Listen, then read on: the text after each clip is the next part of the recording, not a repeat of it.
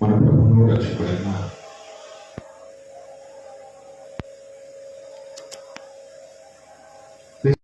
మీకు అందరికీ వందనములు.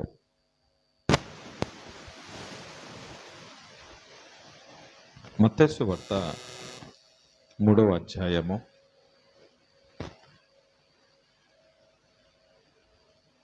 7వ వాక్యములో ఇలా ఉంది. మత్తయి సువార్త 3వ అధ్యాయము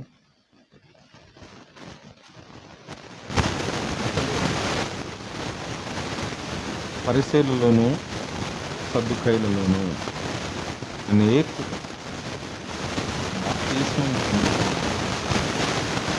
పొందవచ్చు.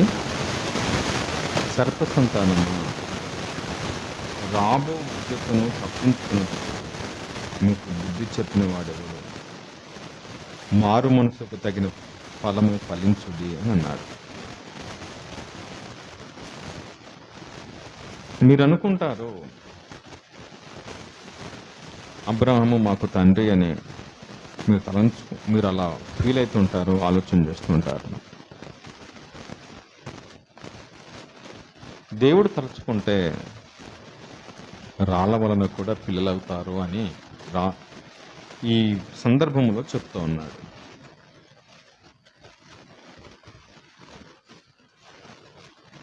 ఎందుకు వీరిని సర్ప సంతానం అని పిలుస్తున్నాడు?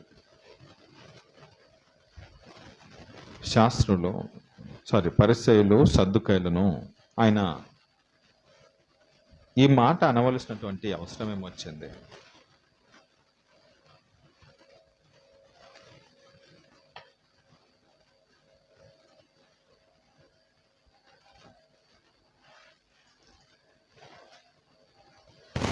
వీరి యొక్క ఆలోచనలు, వీరి యొక్క విధానము, వీరి యొక్క పద్ధతి ఎలా ఉంటుంది అంటే, ఈ యొక్క పరిసయ్యులది, ఈ సద్దుకయ్యులది యొక్క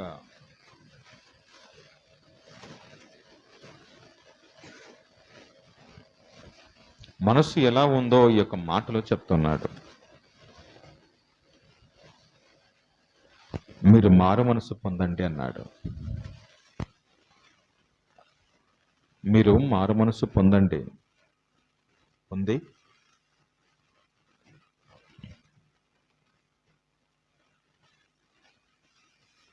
తగిన ఫలము ఫలించండి అన్నాడు. సరైన ఫలాన్ని మీరు ఫలించండి.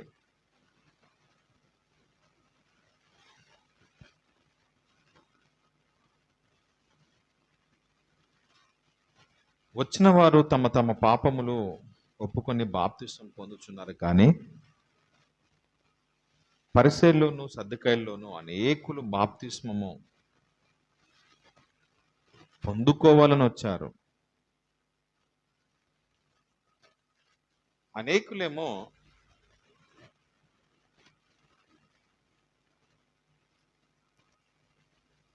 బాప్తిస్మం తీసుకోవటానికి వస్తున్నటువంటి వారు, యోహాను దగ్గరికి వస్తున్నటువంటి వారు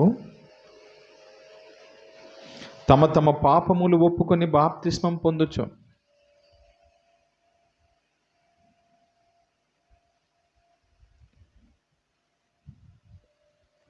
ఆరవ వచనంలో కనిపిస్తున్నాం చూడండి.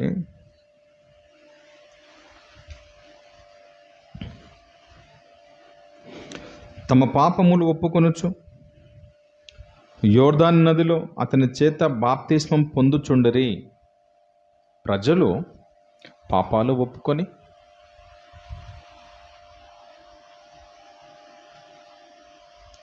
బాప్తిస్మం పొందుకుంటున్నారు.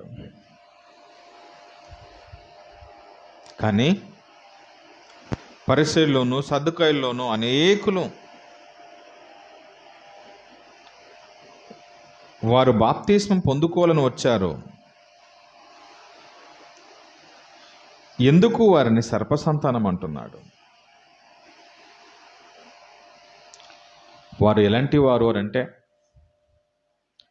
బాప్తిస్మం తీసుకోవాలని వచ్చిన వారు ఎలాంటి ఉద్దేశాలు కలిగి ఉన్నవారు అని అంటే,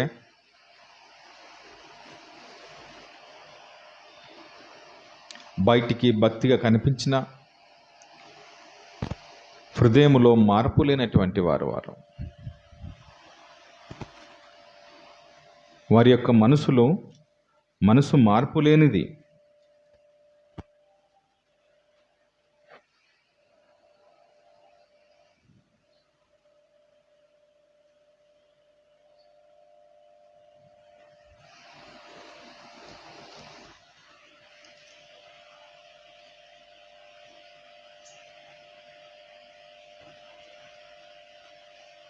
వీళ్ళు ఎలాంటి ఆలోచనలు కలిగిన వారు అని అంటే 7వ అధ్యాయం మొదటి నుంచిలో ఇదే పుస్తకంలో మత్తయి సువార్త 7వ అధ్యాయం మొదటి నుంచి, మీరు తీర్పు తెచ్చకూడదు. ఆ, ఆ, ఉమ్, ఉమ్, ఉమ్, మీరు కొలుచు ఉమ్, ఉమ్, మీకును కొలవబడను. నీ కంటిలో ఉన్న దూలము నెంచక నలుసును చూచుటే ఎలా? నీ కంటిలో దూలముండగా నీ సహోదరుని చూచి నీ కంటిలో నలుసున్నది తీసివేయమని చెప్పనేలా? ఇది వీళ్ళ యొక్క స్వభావం అన్నమాట. ఈ పద్ధతిలో, ఈ యొక్క ఆలోచనలో, ఈ విధానములో ఉన్నటువంటి వారు ఈ యొక్క పరిసయ్యులు, సద్దుకాయులు. అందుకని ఆయన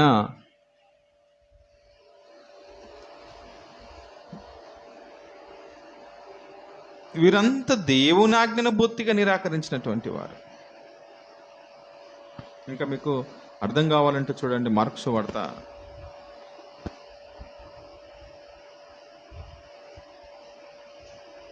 7వ అధ్యాయము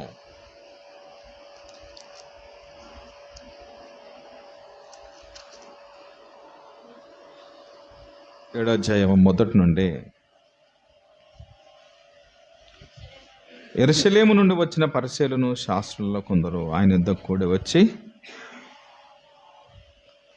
ఆయన శిష్యులలో కొందరు అపవిత్రమైన చేతులతో, అనగా కడగని చేతులతో భోజనము చేయుట చూచి, పరిసయ్యులు యూదులందరూ పెద్దల పారంపర్య ఆచారం బట్టి చేతులు కడుక్కుంటేనే కానీ భోజనం చేయరు, మరియు వారు సంత నుండి వచ్చినప్పుడు నీళ్లు చల్లుకుంటేనే కానీ భోజనము చెయ్యరు.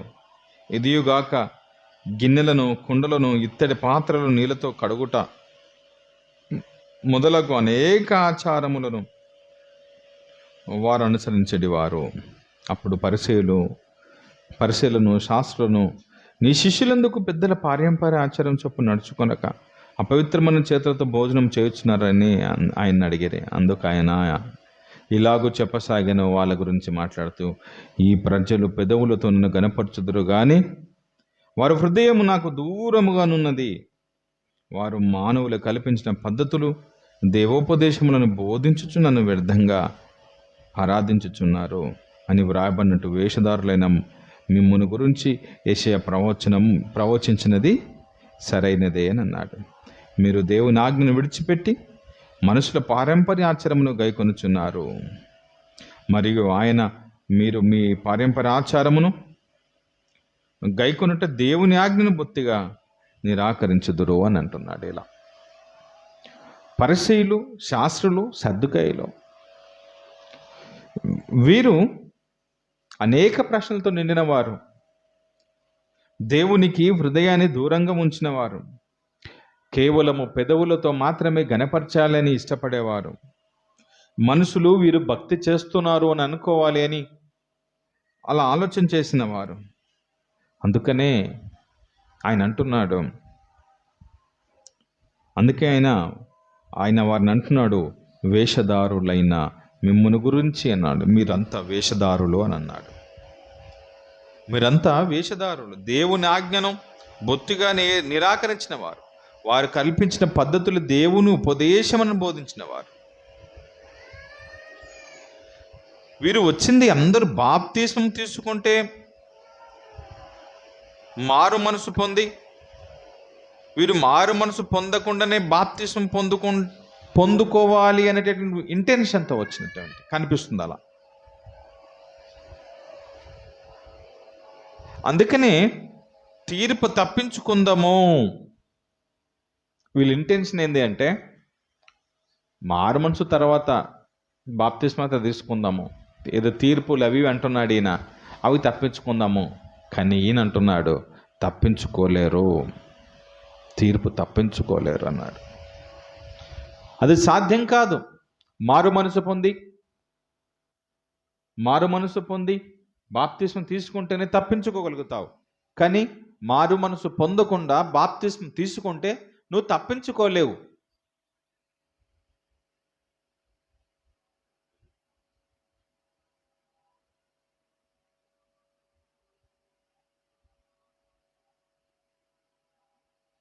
యేసుక్రీస్తు ఒక సందర్భంలో వీరిని గురించి ఏమంటున్నాడు తెలుసా అండి?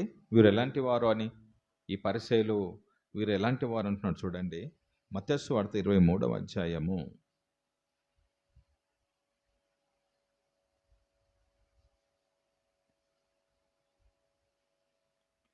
23వ అధ్యాయము 23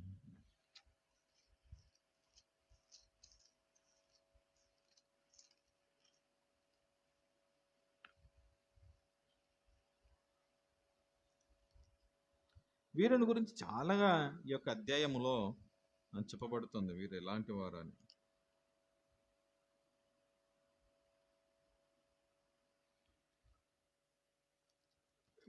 మొదటి నుంచి 23. అప్పుడు యేసు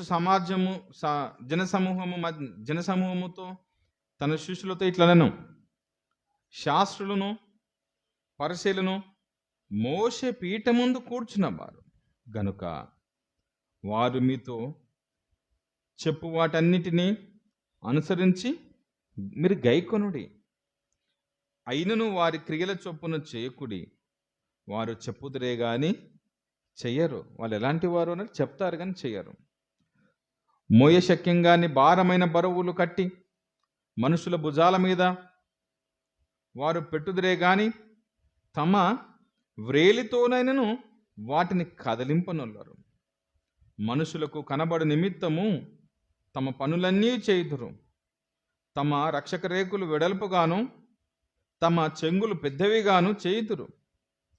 విందులో అగ్రస్థానములను, సమాజ మందిరములో అగ్రపీఠములను, సంత వీధులలో వందనములను మనుషుల చేత బోధకులని పిలువబడ కోరుదురు. మీరైతే బోధకులని వాళ్ళని పిలవద్దు, మీరు ఒక్కడే మీ బోధకుడు. మీరందరు ఎవరు తెలుసా? సహోదరులు. మరియు భూమి మీద ఎవనికైనా తండ్రి అని పేరు పెట్టవద్దు. ఒకడే మీ తండ్రి, ఆయన పరలోకమందున్నాడు. మరియు మీరు గురువులని పిలువబడవద్దు, క్రీస్తు ఒక్కడే మీ గురువు. మీలో అందరికంటే గొప్పవాడు మీకు పరిచారకుడై ఉండవలను. తన్ను తాను హెచ్చించుకున్నవాడు తగ్గించబడును, తన్ను తాను తగ్గించుకున్నవాడు హెచ్చించబడును. 13వ మాట, అయ్యో వేషధారులైన శాస్త్రులారా, పరిసయ్యులారా, మీరు మనుషుల యొద్ద పరలోక రాజ్యమును ముయ్యుదురు, మీరందులో ప్రవేశింపరు, ప్రవేశించు వారిని ప్రవేశింపనీయరు. చూడండి, ఈ క్యారెక్టర్ కలిగిన వారు వీళ్ళంతా. వీళ్ళు ప్రవేశింపరు, ప్రవేశిస్తున్న వారిని ప్రవేశింపనీయరు. పోనివ్వరు వీళ్ళంతా వారి వారి మాటల చేత. లేనిపోని మాటలు చెప్పేస్తారు వీళ్ళంతా.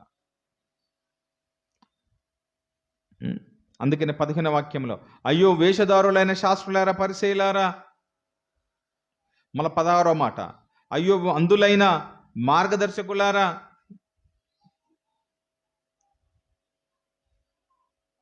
23వ మాట, అయ్యో వేషధారులైన శాస్త్రులారా, పరిసయ్యులారా, మీరు ఎట్లా ఉంటుందో తెలుసా?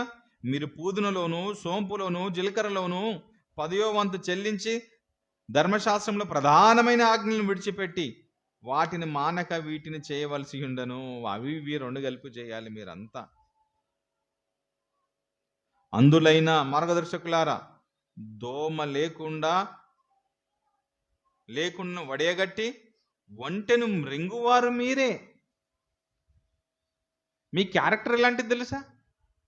దోమ లేకుండా, మీరు దోమ లేకున్నట్లు వడియగట్టి చేసే పని ఏమిటో తెలుసా? వంటని మింగేస్తారు మీరంతా. అయ్యో వేషధారులైన శాస్త్రులారా, పరిసయ్యులారా, మీరు ఎలాంటి వాళ్ళు తెలుసా? మీరు మీ గిన్నెయు పల్లెమును వెలుపట శుద్ధి చేయుదురు గాని అవి లోపల దోపుతోనూ అజితేంద్రియత్వముతోనూ నిండి ఉన్నది. అందుకని మీరు ఎవరు తెలుసా? గ్రుడ్డి పరిసేయుడా, గిన్నెయు పల్లెము వెలుపల శుద్ధి అగునట్లు ముందు వాటి లోపల శుద్ధి చేయాలి మీరంతా అన్నాడు. 27వ వాక్యం. అయ్యో వేషధారులైన శాస్త్రులారా, పరిసయ్యులారా, మీరు సున్నం కొట్టిన సమాధులను పోలి ఉన్నారు. అవి ఎలా ఉంటాయి సున్నం కొట్టిన సమాధులు అంటే? వెలుపల శృంగారముగాను అగపడు గాని లోపల చచ్చిన వారి ఎముకలతోనూ సమస్త కల్మషంతో నిండి ఉన్నది. మీరు అలానే ఉన్నారు. హృదయం ఒకలాగా ఉంది, మీరంతా బయటకు ఒకలాగా ఉన్నారు మీరంతా అన్నాడు. అలాగే మీరు వెలుపల మనుషులకు నీతిమంతులుగా నగపడుచున్నారు కానీ లోపల ఎలా ఉన్నారు మీరు అనంటే వేషధరణతో అక్రమంతో నిండి ఉన్నారు. అయ్యో వేషధారులైన శాస్త్రులారా, పరిసయ్యులారా, మీరు ప్రవక్తల సమాధులను కట్టించుచు నీతిమంతుల గోరీలను శృంగారించుచు మనము మన పితరులను దినములను ఉండిన ఎడ్ల ప్రవక్త మరణ విషయములో వారితో పాలువారమై ఉండకపోదుమని చెప్పుదురు మీరంతా. అందుకని ఈ క్యారెక్టర్ కలిగిన శాస్త్రులను పరిశీలను ఆయన ఏమంటున్నాడు తెలుసా? యేసు ప్రభువు కూడా 32వ వచనంకి వచ్చేవారికి, మీరు మీ పితరుల పరిమాణము పూర్తి చేయుడి, సర్పములారా సర్ప సంతానమా, నరక శిక్షను మీరు ఎలాగూ తప్పించుకొందురు అన్నాడు. యోహాను గారు కూడా వీరిని ఏమంటున్నాడు? ఇందాక మనం చదువుకున్నటువంటి వాక్యములో, సర్ప సంతానమా. యోహాను గారు కూడా అంటున్నారు కదండి, సర్ప సంతానమా.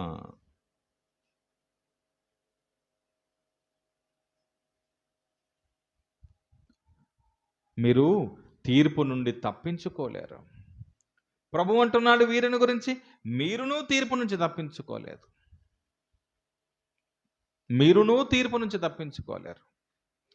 మీరు బయటికి భక్తిగా కనబడుతున్నటువంటి భక్తివంతులుగా కనబడుతున్నారు కానీ మీరంతా లోపల అజితేంద్రియముతోనూ దోపుతోనూ మీరు గిన్నెను బయట గడుగుతున్నారు. మీరు సున్నం కొట్టినటువంటి సమాధులు లోపలంతా కుళ్ళు కల్మషం ఉండిపోయింది మీకు అంతా అన్నాడు.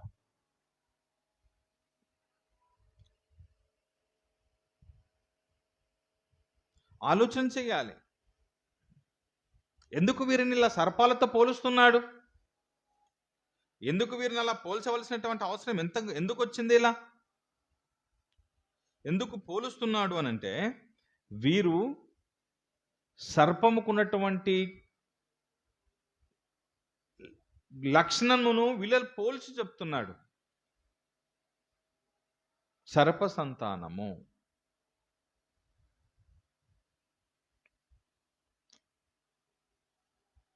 అవసరం వస్తే వాటి పిల్లల్ని అదే తింటది కొన్ని సందర్భాల్లో.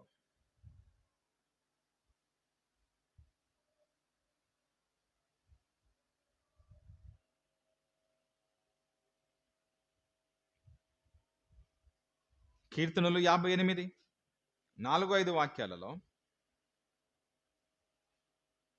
ఎందుకు వీరిని అలా పోల్చాడు ఆయన?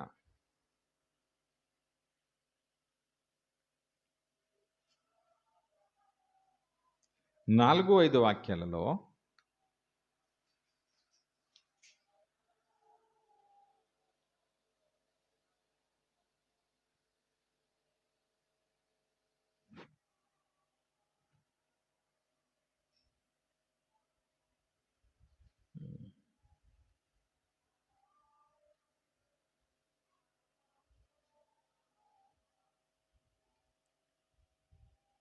వారి విషయము నాగుపాము విషయము వంటిది.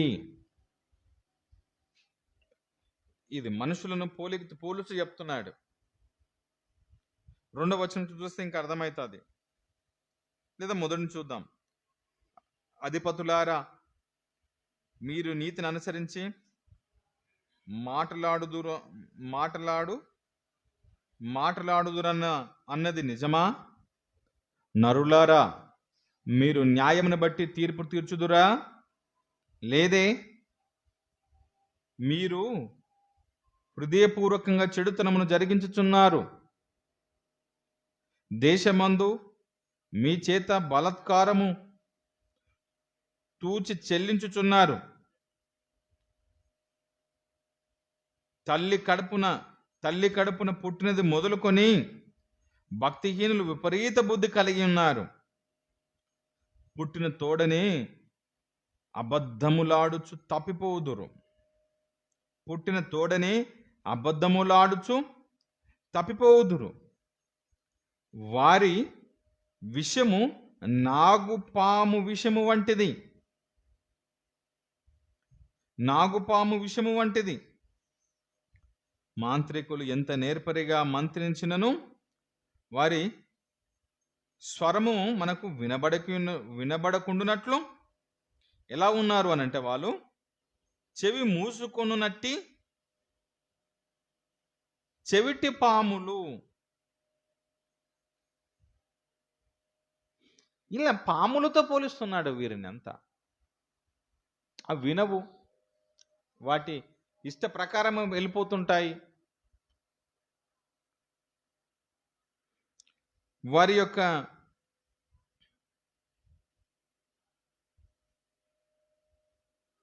వారికి నాగుపాములకు ఉన్నటువంటి విషం ఉంటుంది అన్నాడు.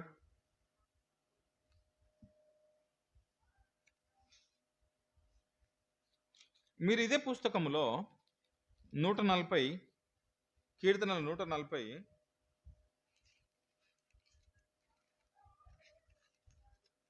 3వ వాక్యములో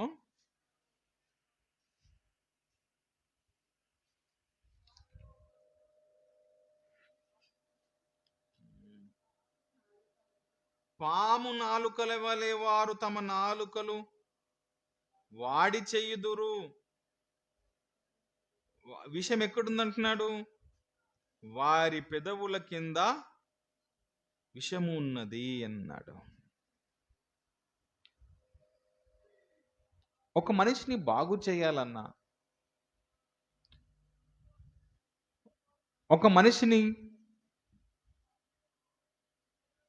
కష్టాలలో ఉన్నవారిని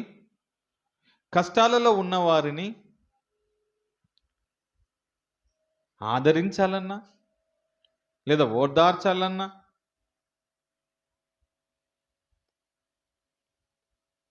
నాలుక పని ఎంతో ఉంది.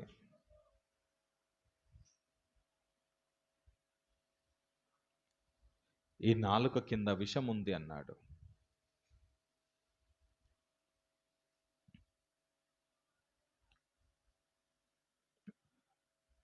మనుషుల స్వభావం అలా ఉంది అంటున్నాడు. మనుషులు అలా ఉన్నారు అని అంటున్నాడు.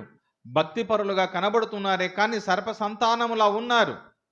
ఓ పరిసయ్యులారా, మీరంతా సర్ప సంతానములా ఉన్నారు. యేసుక్రీస్తు ప్రభువు కూడా అంటున్నాడు, సర్ప సంతానమా అని అన్నాడు.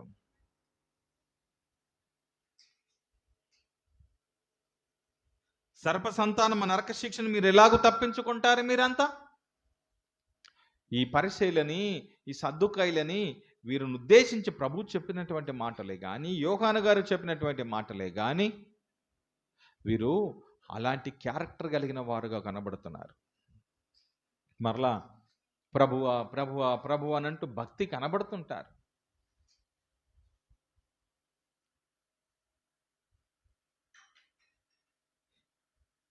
ఈ స్వభావం కలిగిన వారిని చూసి వీరు అపవిత్రాత్మ, వీరికి పట్టినది అని కూడా అనవచ్చు.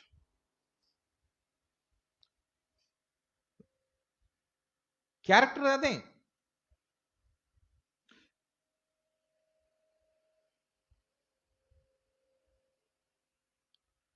మీరు చూడండి, 12వ అధ్యాయము మత్తయి సువార్త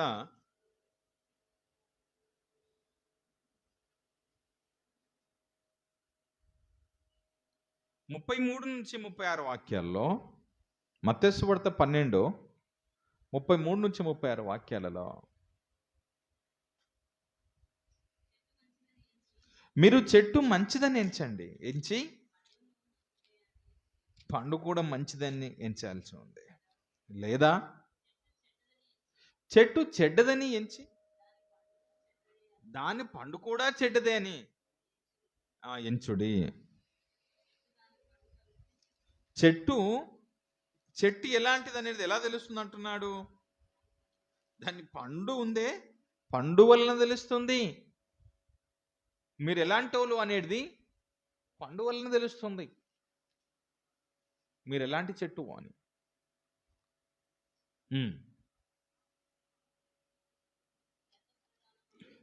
మరలంటున్నాడు, సర్ప సంతానమా, మీరు మీరంత చెడ్డవారు, మీరు చెడ్డవారయ్యుండి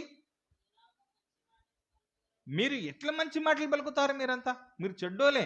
మీరు పైకి మీరు భక్తి కనబడుతుందా కానీ మీరు చెడ్డోలండి, మీరు చెడ్డవాళ్ళు. మీరంతా మీకు మంచి రాదు, మీ నోటి నుంచి మంచి రాదు. మీరు మంచి ఎలా పలుకుతారు? మీరు అసలు పలికేద్దామని ఉందా?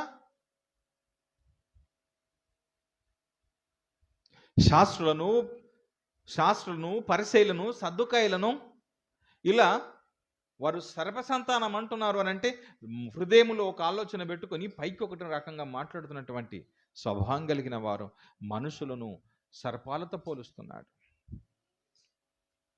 మీరు ఆలోచన చేయండి. ఏదైనా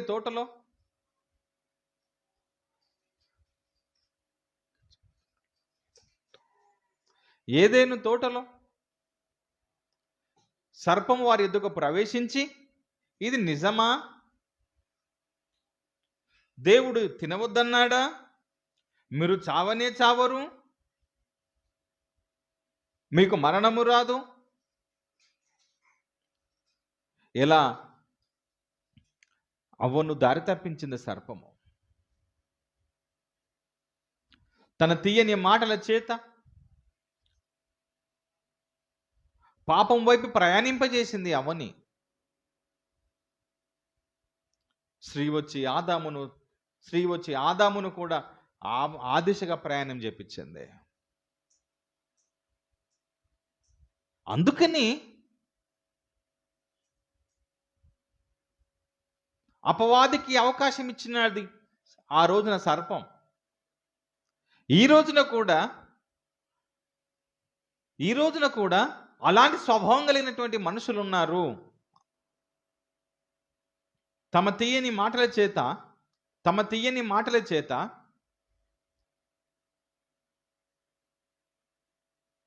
మంచివారుగా మెప్పు పొందుకునే ప్రయత్నాలు చేసుకున్నారే తప్ప మీరు బాప్తిస్మమును పొందుకోవటానికి ముందు మీరులో మారు మనసే రాలేదు అన్నాడు ఆయన. ఏదో తీర్పు నుంచి తప్పించుకుంటాం, నరకం నుంచి తప్పించుకుంటామని వచ్చారు మీరంతా. మీరు తప్పించుకొనలేరు. మీరంతా దేవుని ఎరగని ప్రజల్ని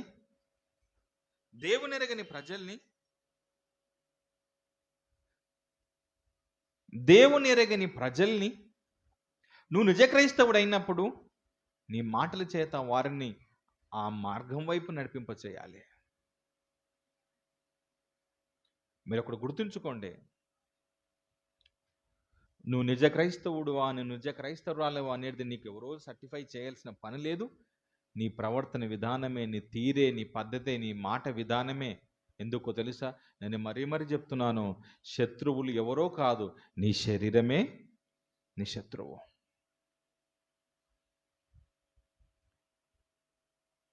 నీ భక్తి జీవితము ఏ దిశగా ప్రయాణం చేస్తుంది? నీ భక్తి జీవితము ఉదయం లేచిన మొదలుకొని రాత్రి వరకు నీ స్వార్థం కోసమే ఆలోచింపజేస్తూ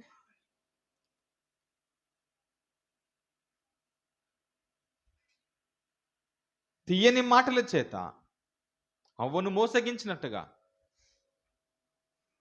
నాలుకల కింద విషములను పెట్టుకొని, నాగుపాము విషము పెట్టుకొని ప్రవర్తిస్తున్న విధానముల గురించి చెప్తుంది వాక్యము. అందుకనే శాస్త్రులారా, సద్దుకైలారా, మీరు సర్ప సంతానము మీరు అన్నాడు. సర్పానికి పుట్టిన సంతానము అలానే ఉంటుంది మీరు కూడా, మీలో కూడా అలాంటి క్యారెక్టర్ ఏముంది అని అన్నాడు ఆయన.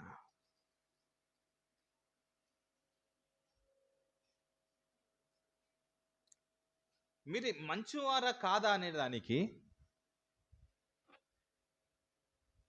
పండు తిని చెట్టు ఎలాంటిదో చెప్పొచ్చు అన్నాడు. మంచి ఫలము చెట్టును ఏ చెట్టు ఎలాంటిదో చెప్తుంది అన్నాడు. పండు వలన చెట్టు ఎలాంటిదో చెప్పొచ్చు అన్నాడు. అది ఉపయోగకరంగా, తీయగా, ఆరోగ్యకరంగా, మంచిగుందా? అయితే చెట్టు మంచిదే, నువ్వు మంచివాడివే. నువ్వు రుచికరంగా లేకుండా, ఆరోగ్యవంతంగా లేకుండా,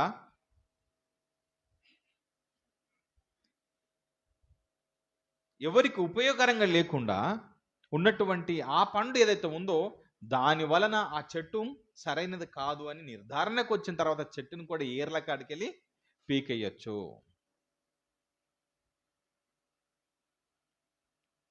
ఆ కాసిన చెట్టు అనుకోవచ్చు, నేను అనేక ఫలాలు కాశాను అని అనుకోవచ్చు. ఏ ఫలాలు కాస్తున్నటువంటి చెట్టు ఏదైతే ఉందో అది నేను చాలా ఫలాలు కాస్తున్నాను, మంచి ఫలము కొన్ని ఫలాలే కాస్తుంది, నేను విస్తారంగా ఫలాలు కాస్తున్నాను, దాని నుంచి ప్రయోజనం లేని ఫలాలు ఏం ఉపయోగం అండి? రుచికరంగా లేనిది, ఆరోగ్యవంతంగా లేని ఫలాల వలన ఏం ప్రయోజనం? వారేమో మారు మనసు పొంది బాప్తిస్మానికి వస్తున్నారు, మారు మనసు పొందకుండా బాప్తిస్మానికి వస్తున్నారు సద్దుకాయలు, పరిసయ్యులు. ఇదెక్కడి విడ్డూరం?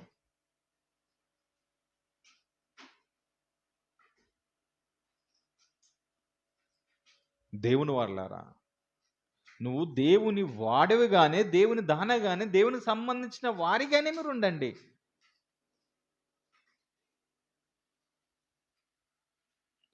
ప్రయోజనం ఏమి లేదు. ఆదివారం కూర్చున్నంత మాత్రాన, 2 గంటలు కూర్చొని భక్తి చేసినంత మాత్రాన ఏం ప్రయోజనం లేదు.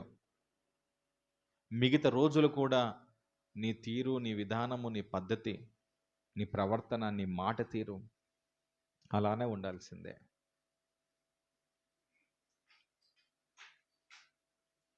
ఉదయం లేచుంది మొదలుకొని రాత్రి వరకు వీరెలా ఉన్నారో, వారెలా ఉన్నారో, వీళ్ళెలాంటాలో, వాళ్ళెలాంటాలో అని నీ మనసును ఆలోచన చేసుకొని నీకే అనారోగ్యం సంభవిస్తుంది. కాబట్టి చూడండి, యాకోబు పత్రిక 3వ అధ్యాయము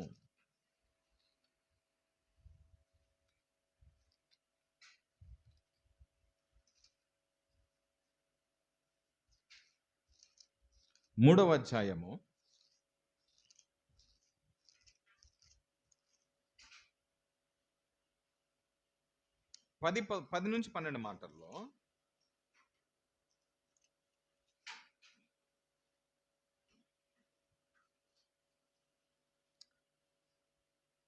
ఒక్క నోటు నుండి ఆశీర్వచనము, శాపవచనమును బయలువెలును. నా సహోదరులారా, ఇలా ఉండకూడదు. నీటి బుగ్గలో ఒక జేల నుండి తీయని నీరును, చేదు నీరును ఊరునా? నా సహోదరులారా, అంజూరపు చెట్టు ఒలివ పండ్లనైనను, ద్రాక్ష తీగను అంజూర పండ్లైన కాయునా? అటువలనే ఉప్పు నీళ్ళలో నుండి తీయని నీళ్ళు ఊరవు కదా.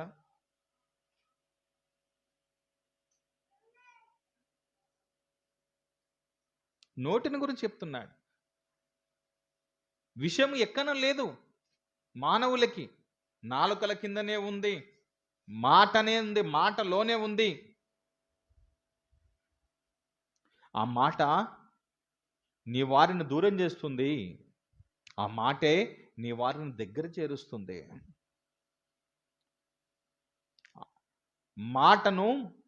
మాట ఏదైతే ఉందో ఆ మాట తీరు కొందరిని నీకు దగ్గర చేస్తుంది, అదే మాట అనేక మంది దూరంగా చేస్తుంది.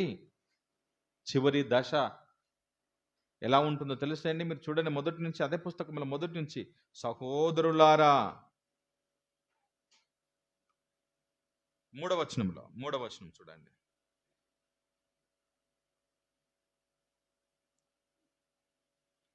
గుర్రములు మనకు లోబడుటకై నోటికి కళ్ళెం పెట్టి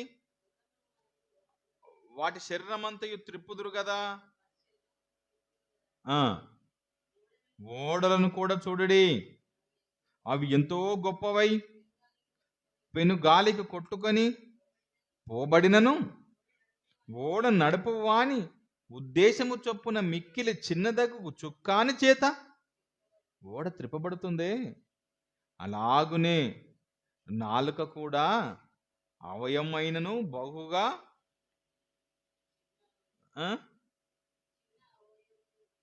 చిన్న అవయవమైనను అది బహుగా అదిరిపడును. కిందేమన్నాడు? అతిశయపడును. ఎంత కొంచెము నిప్పు ఎంత విస్తారమైన అడవిని తగలబెడుతుందో తెలుసా? ఎంత చక్కని మాట్లాడి ఇవన్నీ. పరలోకానికి నువ్వు చేరుకోవాలనుకుంటే నువ్వు పాటించుకోవాలండి.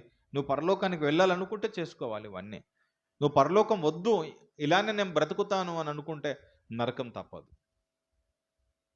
మీ ఇష్టం. ఇక ఎలా మాట్లాడుతున్నాను చూడు. ఇంకా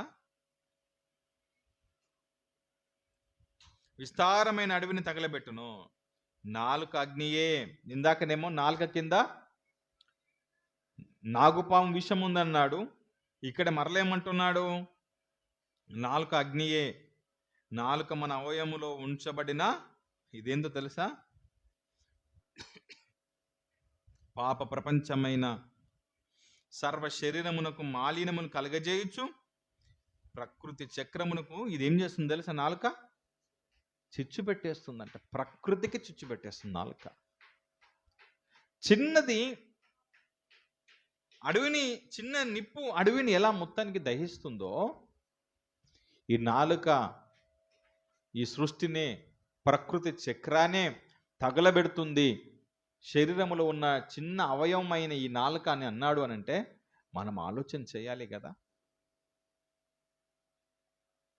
బీయింగ్ ఎ క్రిస్టియన్, నువ్వు క్రైస్తవుడిగా ప్రాక్టీస్ చేస్తున్నప్పుడు, ప్రయాణం చేస్తున్నప్పుడు, క్రీస్తు మార్గములో నువ్వు నడుస్తున్నప్పుడు ఎలా ఉండాలి నీ మాట తీరు? ఎలా ఉండాలి నీ ప్రవర్తన విధానము?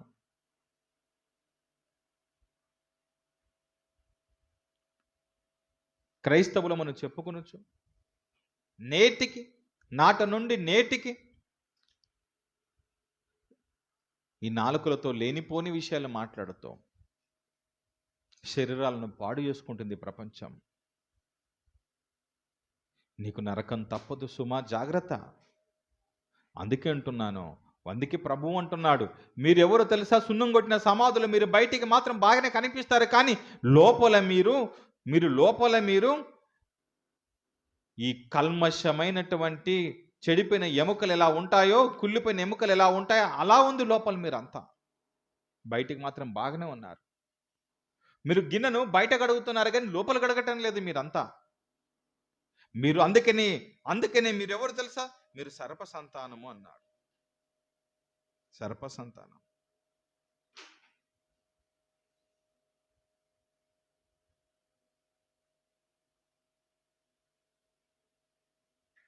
అందుకని అంటున్నాడు ఆయన, మీరు శాపవచనములను ఆశీర్వాద వచనములు ఈ ఒక్క నోటితోనే, ఈ నాలుకతోనే మాట్లాడటానికి లేదు అని అన్నాడు. అంటే నువ్వు అలా మాట్లాడుతున్నావు అనంటే ఓహో, ప్రవర్తన విధానంలో 2 రకాలు ఉంది అని అర్థం. నువ్వు ప్రవర్తిస్తున్న విధానములో 2 రకాలు ఉంది. అంటే నీలో కనబడిన ఇంకో క్యారెక్టర్ను దాచిపెడుతున్నావు అని అర్థం.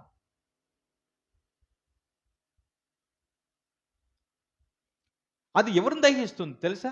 చివరికి నిన్నే దహిస్తుంది, నిన్నే కాల్చివేస్తుంది ఆ మాటలు.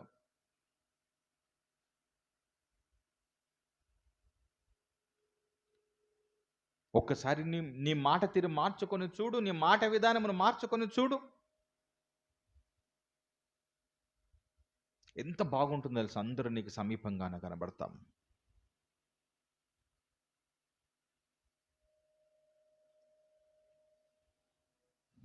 అందుకనే వారు మారు మనసు పొందకుండా తప్పుడు మార్గం నడుస్తున్న వారికి సర్పసంతానం అని పిలుస్తున్నాడు.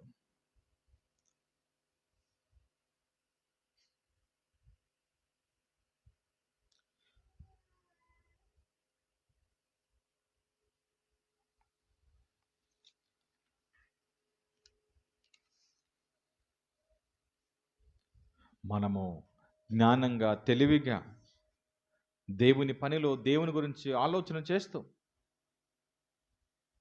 మన నాలుకను మన స్వాధీనంలో ఉంచుతూ,